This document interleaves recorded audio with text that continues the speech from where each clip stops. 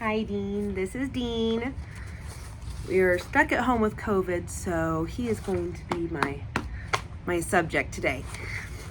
Dean, today we're going to talk about the civil rights movement. Do you know anything about the civil rights movement? Have you heard it before? No. Do you remember it from second grade? No. No? What about when we did our Black History project No. in Miss Higgins' class? I remember Rosa Parks. Okay, she was definitely part of the civil rights movement. She was actually a really big part of the civil rights movement. So you're going to read a little bit about her today. You're going to see some cool things that she did. But I want you to think of your class right now. And I want you to imagine if I was to split up everybody in your class by skin color. So think about all the people in your class and think about the way that they look. Now, what color are you? I'm white. You're white. So you can use the water fountain and you can sit in the front of the class.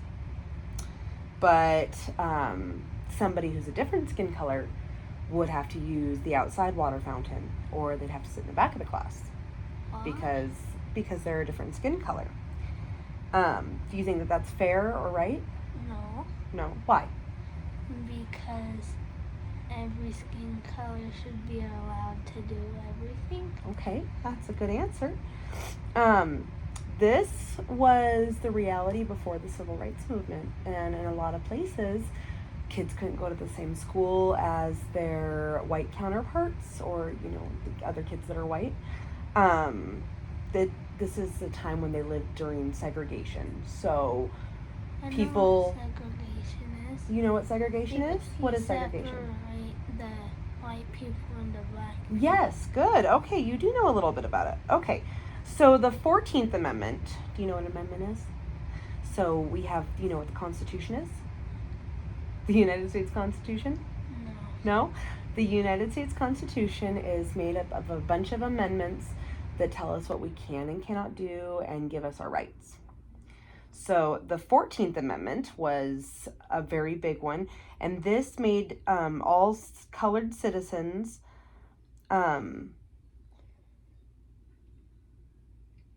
it was supposed to protect their rights. They were supposed to be equal, but they were far from having equal rights or treatment. So it became a separate but equal. Is that fair?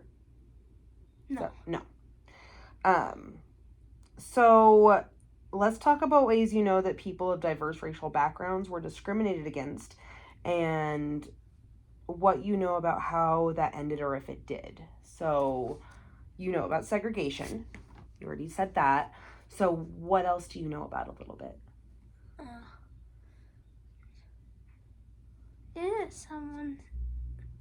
When black people, they had to sit at the back of the bus, but the white people could sit at the front. Yep, that is a big thing, because you said that you had Rosa Parks, right, when you did yours. So yeah, that was a very big thing. And Rosa Parks said she won't sit at the back. Good, yeah. So do you think that they were treated fairly? That No. Black people and people of other colors were treated fairly? No. Do you think that that still happens today? No, because I have friends and they're not sitting at the back and they're... That's really good. Yes, we've definitely come a long way from that one. Segregation isn't really a big thing anymore, but do you think, what about discrimination?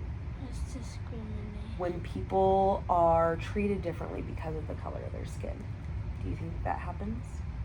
A little. Yeah. Have you seen it happen at school at all, ever? No. Or on TV? No. No? Okay. But what do you know about it? So, people say you can't sit here even though they can. Okay. And Sure. they won't let them go into a place. Okay. Because they're a different skin color. Okay. So yeah, that not allowing somebody to go into a place because of their different skin color is definitely illegal now. But there are a lot of places still in America where people don't treat people the same way that they should, right? Okay, so I'm going to show you a little video on the civil rights movement, and I'm going to have you pay attention to it.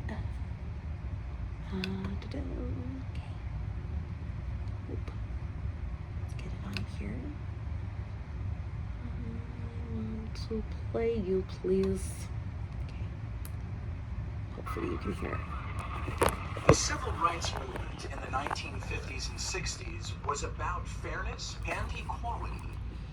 America's integrity in all of its world endeavors is being weighed on the scales of racial justice.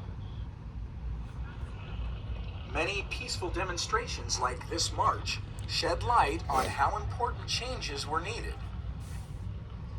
Do you know what those people are doing right there, the ones that were holding the sign? They were trying to stop segregation. Okay, do you know what they're called? No. No, protesters. They're called protesters. I know what they At that time, children were separated into all black schools and all white schools, and rode buses for long distances from one side of the city to another. People began to take a stand against the laws that prevented them from attending school together. Civil rights activists sang songs and made signs demanding equal rights to good schools and good jobs. And I think the conscience of America is beginning to awaken. The only thing that we're demanding is that we be allowed to move ahead just like any other American citizen. And change did come. In 1954, the laws that separated black and white children into different schools were made illegal. 10 years later, even stronger laws were passed to help put an end to discrimination. Yay. Okay, I think that was our video segment. So, sorry. All right. So, how'd that make you feel? I'm happy that there was a law at the end, but since they were separated, that's kind of sad because they didn't really get to play with each other that much and make more friends. Yeah, you're very right. Absolutely. So do you think when you were watching the protesters, what did you notice about that? They all had signs. Did you read any of the signs? Did you get a chance to? No. No, that's okay. That's okay. Okay, I've got a really cool museum tour that you're going to get to do. And a lot of these activities that we're going to do today, we're supposed to be with a partner or a group of 3, but he's the lone wolf, so we're just going to have to wing it. But I'm going to show you this really cool museum tour that Miss Felicia made. Okay. So you're just going to go through the slides and read them as you go, okay? Or do you want me to read them to you? I can read them. You can read them? Okay. Oh. Okay, so what is that?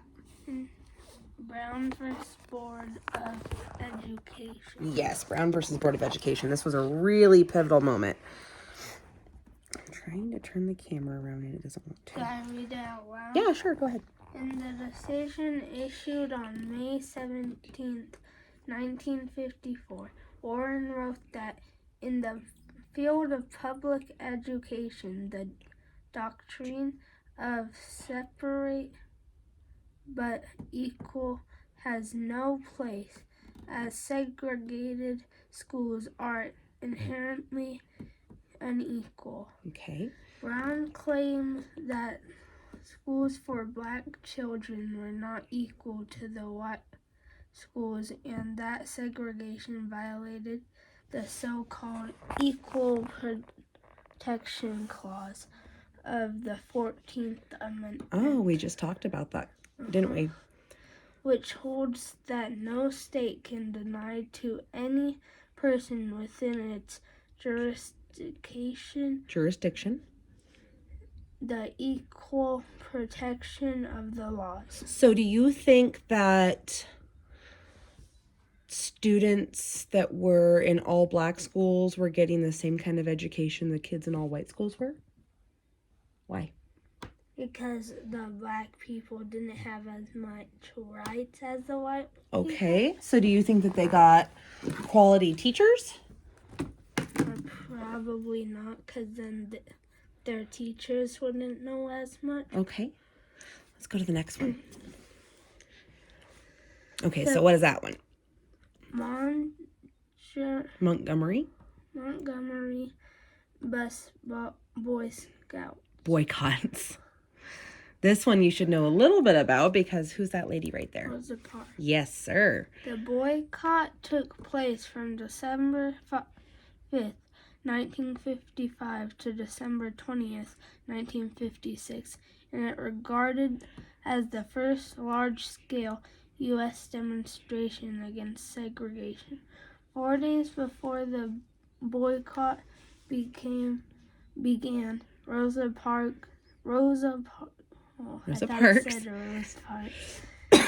Parks, an African American woman, was arrested and fined for refusing to yield her bus seat to a white man. So what did you say that she refused to do earlier? She refused to give up her seat to a white person because she was at the top of the bus. Good.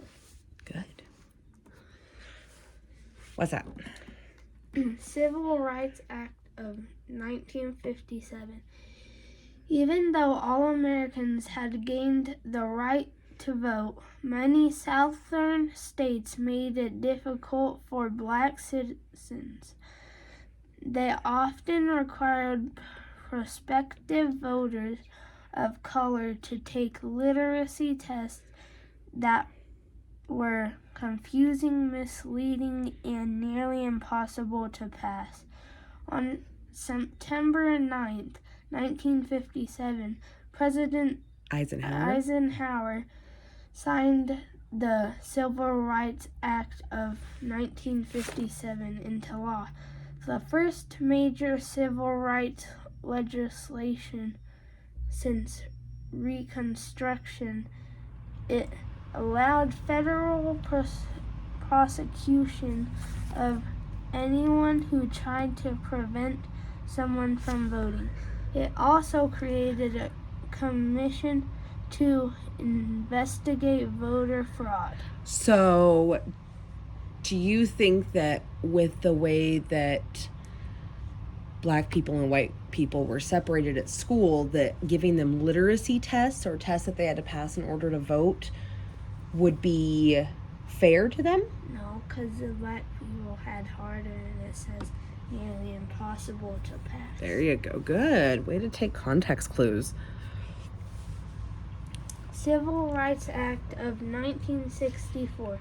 This act, signed into law by President Lyndon Johnson on July 2nd, 1964, prohibited discrimination in public places, provided for the integration of schools and other public facilities, and made employment discrimination illegal. That means that you could not be told that you couldn't work there because of what color your skin was. Civil rights leader Martin Luther King Jr. said that the Civil Rights Act of 1964 was nothing less than a second emancipation. Do you know what that word means? No. Okay, so President Lincoln made the Emancipation Proclamation, and in that proclamation he freed all the slaves. But they weren't really free because there was still discrimination and segregation and all that stuff. So when Martin Luther King said that this act, all it was a second emancipation. Like, okay, you're saying that we're free, but we're not really free. Freedom rides / lunch counter sit-ins. Freedom riders were groups of white and African American civil rights activists who participated in freedom rides bus trips throughout the American South in 1961 to protest segregated bus terminals. The groups were confronted by arresting police officers as well as horrific violence from white protesters along their routes, but also drew international attention to the civil rights movement. Yeah, so take a look at the picture. What do you notice? That they're protesting. They are protesting. What do you notice about the color of their skin? I think both are white and black. Yeah, so it wasn't just black people that were fighting for the rights, was it? It was the white people that also thought that these were really wrong. Yeah. Wasn't it, Abraham Lincoln was a part? Wait. No, this was long after he was gone. But I'm thinking, are you thinking Kennedy? Yeah. Yeah. I'm thinking of someone. You're thinking of someone? Integration of Little Rock 9. Their attendance at the school was a test of Brown Versus. versus Board of Education. A landmark 1954 Supreme Court ruling that declared segregation in public schools Unconstitutional.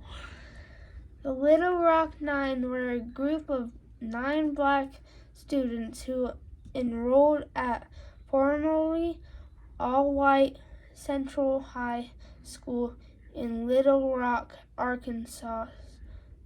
Arkansas, you did it right. In September 1957. So are you seeing different time periods that these are happening, and it's not 3 just years in apart. Yeah. All right. March on Washington. Who's that guy?